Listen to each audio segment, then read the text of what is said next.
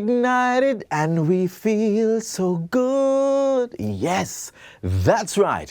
Our reggae girls qualified for the FIFA Women's World Cup Finals for the second time. We're little, but we tell our. Let's continue to rally around the black, green and gold as we shine in our 60th year of independence. Hello and welcome to this Sunday's edition of Jamaica Magazine. I'm your host, Adrian Atkinson. Don't go anywhere. We'll be right back. No matter where in this world I go, I am a Jamaican. Jamaica comes alive as we celebrate 60 years of independence, our Diamond Jubilee, all year long. Join in the celebratory events, showcasing impactful legacy projects, entertainment and exciting commemorative events. Resilient and brave, industrious. Yes, we are Jamaicans. Jamaica 60, reigniting a nation for greatness. Them here Jamaican chat, them say Jamaican bap. On Get the Facts this week, we talk electrical regulation, the mandate of one agency to have a pool of certified electricians on the island, among other things. Watch this.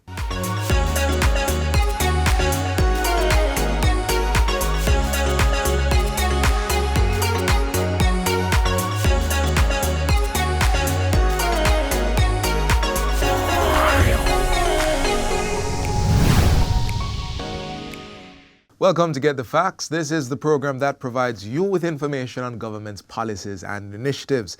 I'm Theodore Henry. As part of the government's modernization of the electricity sector, a regulatory body has been implemented. Through the Government Electrical Regulator, GER, the aim is to have oversight of training, registration, licensing, and compliance of electricians.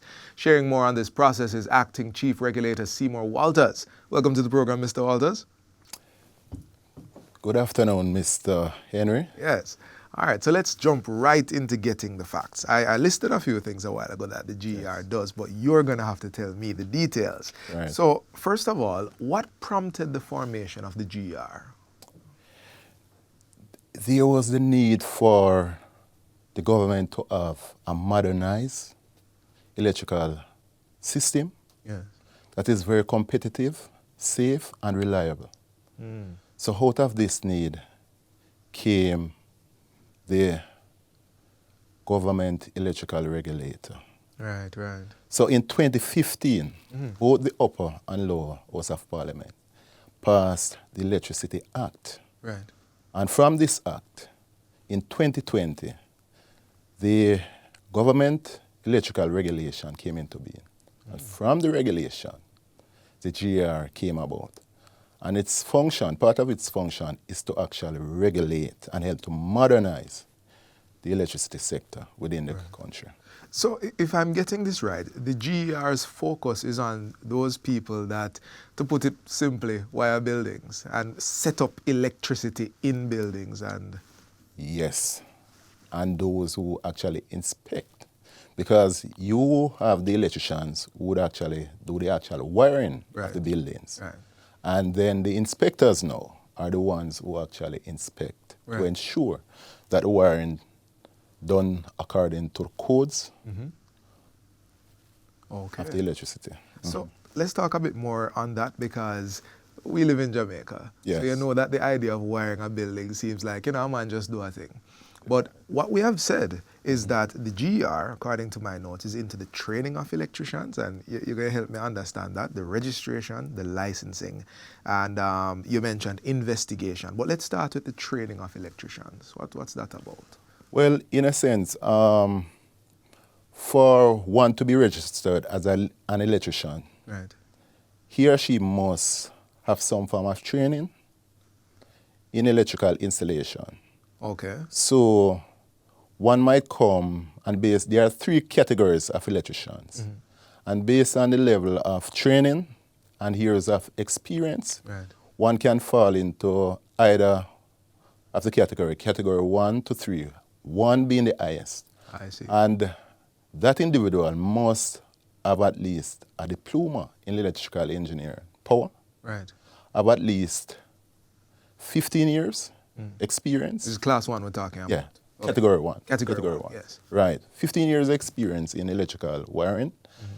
While Category 2 now also requires a diploma in electrical engineering. Right. Have at least 5 years experience in electrical wiring. Right. While Category 3, which is the lowest, Right. must have at least a HART level 3 diploma with 5 years experience. So if I'm reading you right, and based on what you're saying to me, it's not that the GR is going to be training the electricians, but is setting up the standard by which they can be employed. Right. Certified. Certified. Yeah. Right. So you come with your training. Yes. All right. So registration now. Registration and licensing. Let's talk about the two of those together. Yes. Registration, electricians.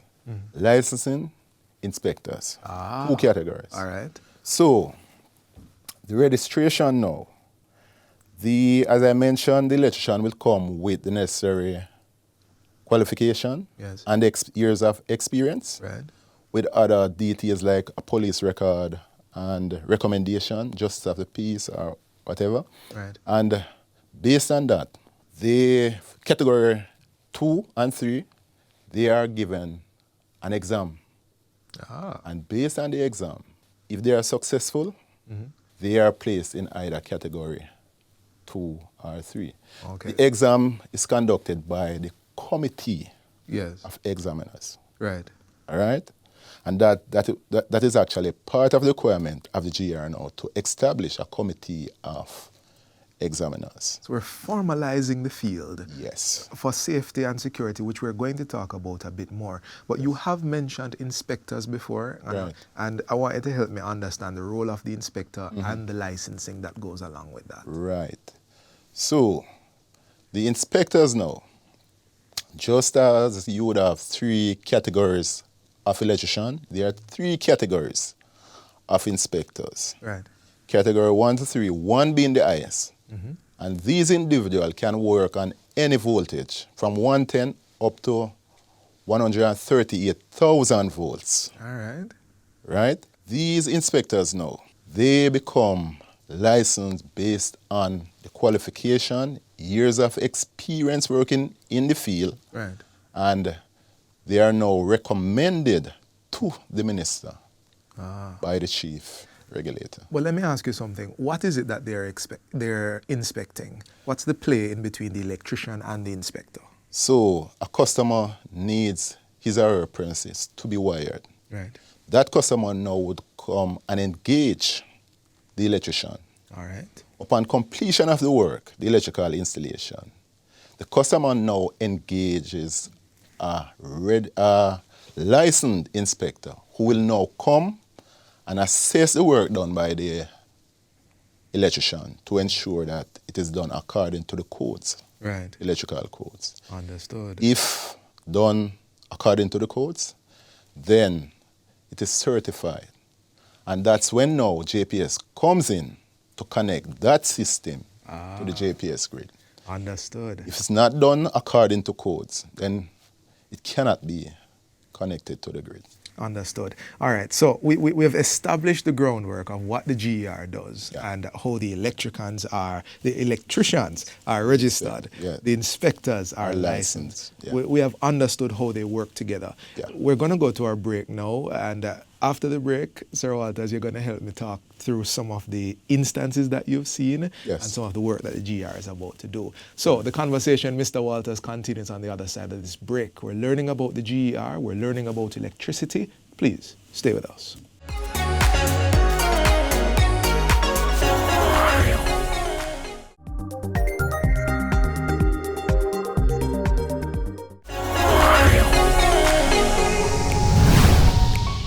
Welcome back to Get the Facts. We are continuing our conversation with Acting Chief Regulator Seymour Walters of the Government Electrical Regulator, GER.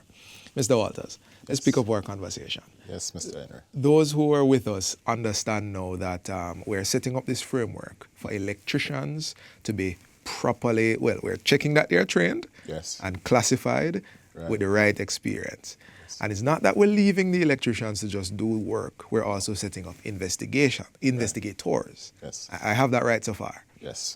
How does this system help with safety? Because you mentioned that this was something about safety. Right. As I mentioned before, it is desired to have a safe electrical system. Right. And how does the safety comes about? It's a system where, as I mentioned, the electrician, based on experience and knowledge, they would have carried out the work. Right. There's another tier in the inspector who would have carried out the inspection to ensure that it is done according to codes and conduct. Yes. Also, I must mention that within the GR, there's a team of compliance officers. These officers would go out on a random review Right. to ensure that whatever is said by the inspectors and the electrician are done according. Ah. So, right, So we're making sure we're holding people accountable. accountable. But what kind of breaches have you seen which are endangering people that makes the GR so necessary? We have not seen many breaches because the electricians and the inspectors, it is their job and they are aware of the implications. Right, right. Not only that, if there are breaches, then the license can be revoked Right. If the By- breaches are detected and not corrected. and not corrected. Right. So whenever our compliance officers would go out and if there are any breaches, they would report it. And I would write to the customer, to the electrician, Yes. and to the inspectors, informing them of the breaches, Right. And giving them a timeline to correct those breaches, Ah. right? Yeah. So the GR is already working for the safety of the people. They are working. Because we have heard some horror stories of what happens when Yes. electrical work goes bad. Slap it, right. But I want to talk about the process of becoming a registered or certified electrician. Can you share that with us? How does one go about joining that cadre of skilled electricians? I must mention about the TEAs, technical electrical assistants. Right. These are like apprentices, right? Ah. Who they might just complete the hard certification without the experience. Right. These individuals now are assigned to an electrician or to an inspector for 5 years, and they would have worked alongside these individuals to come up to par in terms of, and by so doing, they can now apply to become a registered electrician At category 3, as you mentioned. at category 3, based on the 5 years experience and the art diploma. So part of the GR setup is ensuring that skilled people do the trade. Do the trade. Right. And That is it. Try to get as many. Because remember, the thing, is to ensure that we have a safe, reliable, Yes. efficient electrical system. Right. So it requires trained personnel, skilled personnel for us to have that. And I can see the setup there. Not Yes. only do you have the oversight body of make sure that you are trained, we have the inspectors doing the inspections, but we're also having this sort of apprenticeship. New persons coming in. Okay. Okay. And I must say that Yes, go ahead. both the electricians and the inspectors have that option to move up in classes and in categories. Also, they So apply. So you might start out as a category 3 electrician. And over the years, you might have had more experience. Right. And you might have increased your qualification. You might have gone to a university to increase your qualification. So based on that improvement now, you can apply to move up in category. So you move up to the next category. All right. Similar thing applies for the inspectors. Inspectors as well. Move up in class. Understood. You had mentioned the possible revocation of a license if Right. they consistently Breach. breach and ignore the Ignore, orders right. to fix. Right. Are there any other ways in which a license can be revoked? For example, what if you aren't practicing for a certain number of years? Well, it would not be revocation. The individual can just ask for it to be suspended. Okay. Yeah. Okay. Understood. Understood. Now, I understand that there's a resource center on the Ministry of Science and Technology's website where people can find more information. Right. What sort of information is there? So, in that resource center now, you will find the list of registered electricians and the list of licensed inspectors in the different categories.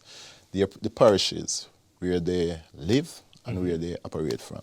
But I must make it be clear that not because they are in a particular parish, they only work in that parish. Of course. No, they are able to work across the length and breadth of Jamaica. Sure. So you might be living in Westmoreland and you are called to do a job in St. Thomas. So this is not just a resource for the electricians or the inspectors, but for me who I'm going to build my house. And that is why we are trying to make it a one-stop.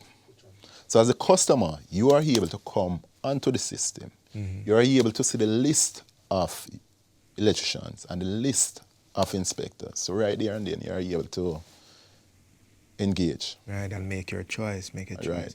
And the thing about it, you are able to do it wherever you are. Right. It's on the website. Yeah. Sir Walters, we have gotten quite a few facts about the GER. Yes. And I am aware that we have electricians watching this program, people who may be seeking to engage with electricians, who want to ensure the safety of their building. This is your moment to speak directly to those who are watching, and encouragement, instruction, what have you. Speak to our audience and tell them what they need to know. Well, first of all, I would want to talk to the customers. If you're gonna do any form of wiring to your premises, you need to engage the service of a registered electrician and the licensed inspectors. Also to electricians out there, you are being encouraged to come and register, to be on our system so that we have a safe and reliable, efficient electrical service. Thank you so much, Sir Walters. A system we can trust. I should add right there at the end. This has been Get the Facts. Our guest has been Acting Chief Regulator at the Government Electrical Regulator, Seymour Walters. Thank you for watching, and you have gotten the facts. But until next time, I'm Theodore Henry. Take good care.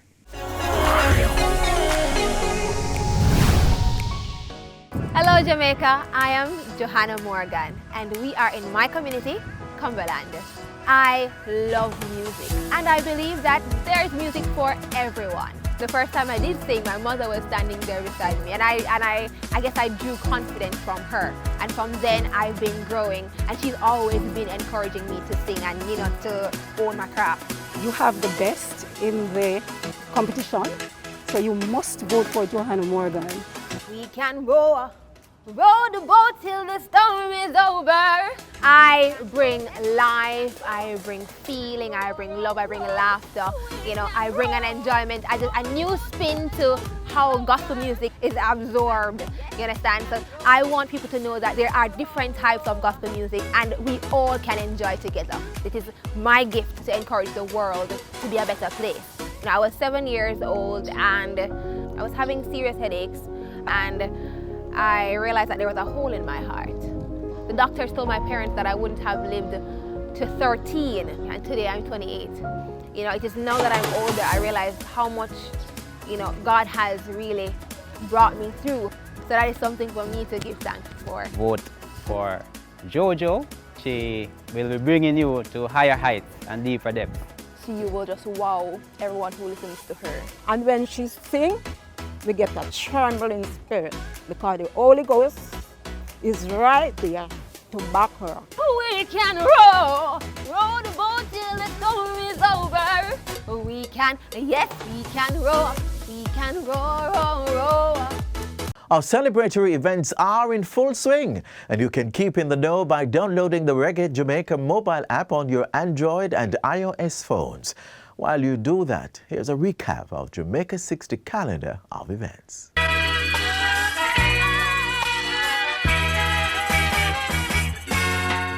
On Thursday, July 28th, the finals of the 2022 Jamaica Festival Song Competition. On July 30, finals of the Jamaica Gospel Star Competition. On Sunday, July 31st, we will have an interfaith service. On Monday, August 1, we will have the coronation of the Jamaica Festival Queen. On August 2, we will have a special event being co-hosted by the ambassador from Nigeria and the ministry, and it will be called Return to the Motherland. On Wednesday, August 3, we'll have Melaga Round. On August 4, we'll have a Jamaica Film Festival. And on August 5, Jamaican music through the years, when we will have an array of all the festival songs over the years. On Wednesday, July 27, the Governor General will be hosting his reception. On July 29, the JDF will have a special parade, which is a mini military expose.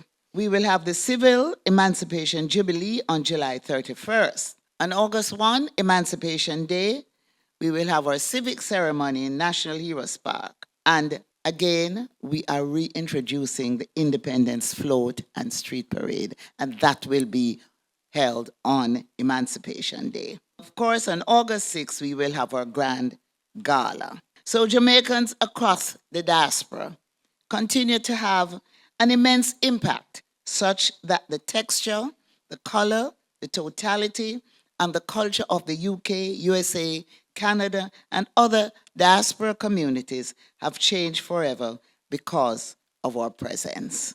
We look forward to the Jamaican colors lighting up Niagara Falls on Independence Day, and our watch parties where we will see what they're doing and they will see what we are doing.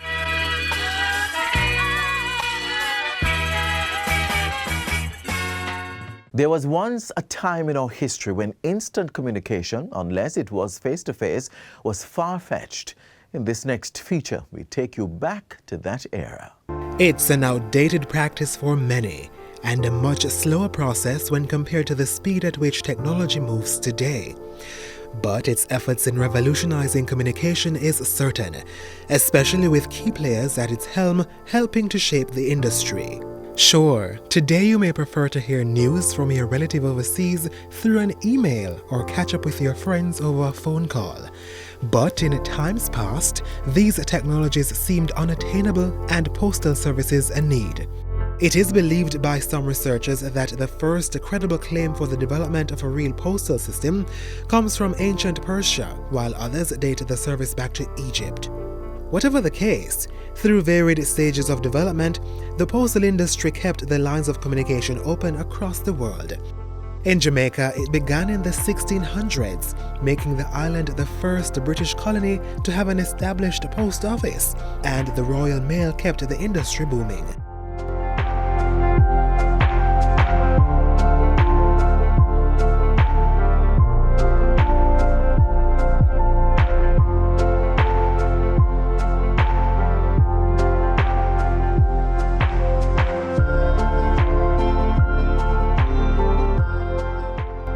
The Royal Mail, which started in the 1960s in Jamaica, quickly became one of the primary modes of transporting mails to and from post offices across the island.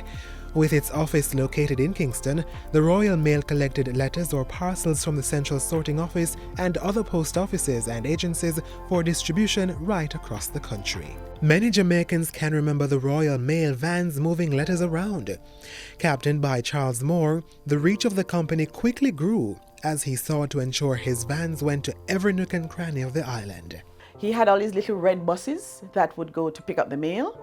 And in the mornings, we would go in early because there's a schedule for the drivers to take the little buses down to the Central Sorting Office. From that, they would collect the mail and then go deliver it where they were supposed to. And then they would come back in the evening with the empty vans. The mail industry at that point in time was significant. It made a significant contribution to business development because that's how you got your correspondence. That's how you'd get a letter.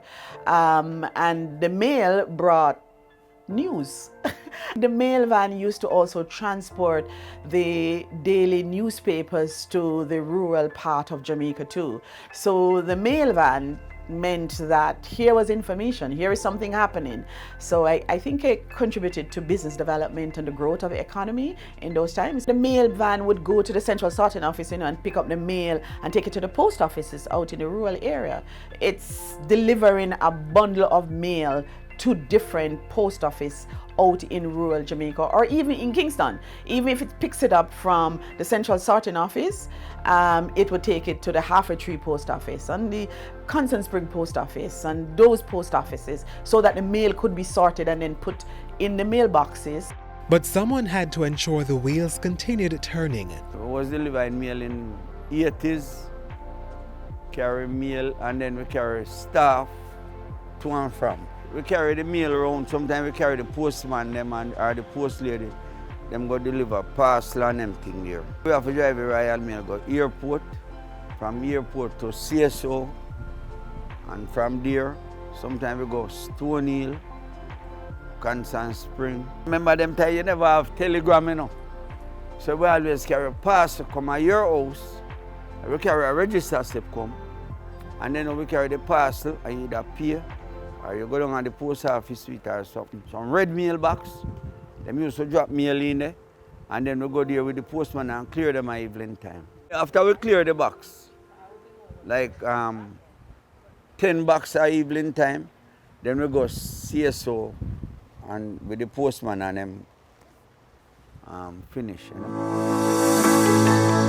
Wilby's journey, as he said, was far and wide, even hitting some 58 kilometers outside of the capital. Now, when we lived in Manning before we moved to Kingston, we knew about Royal Mail because that was how we know to go to the post office. We would know when the Royal Mail van came and when to go to the post office to see if there were any letters for us. You know, in those days, people wrote a lot more letters than they are writing now.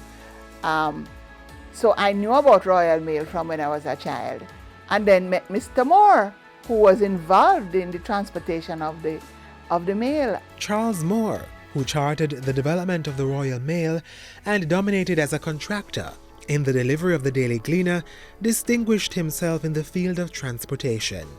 He was driven by a commitment to create access and opportunity for every Jamaican, which proved to be the rationale behind his choice of vehicle. You depended on the mail because you didn't have Wi-Fi. You either got a letter or you get a telegram. And he was instrumental in ensuring that people got their letters. And so the Royal Mail was all over the country. Anybody who grew up in the period in the 60s and 70s and early 80s would remember the red vans with Royal Mail. Growing up in country, in rural Jamaica, we knew the schedule of the mail van, and we knew when the mail van was going to come, and therefore when we needed to run out to Monig to see if there was any mail. And you could, you know, the Jamaican expression, you could put your pot on fire and know that the mail van was coming. And while those red vans are no longer in operation, they have played a key role in connecting people to each other and expanding Jamaica's mailing industry.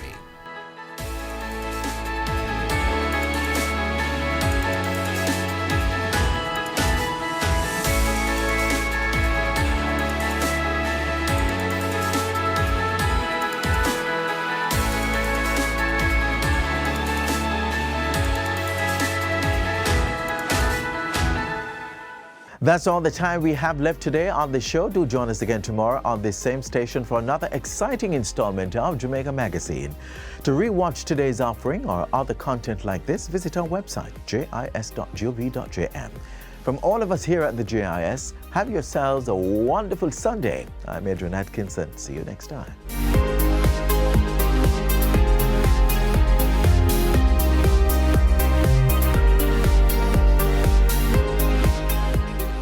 This has been a production of the Jamaica Information Service, the voice of Jamaica.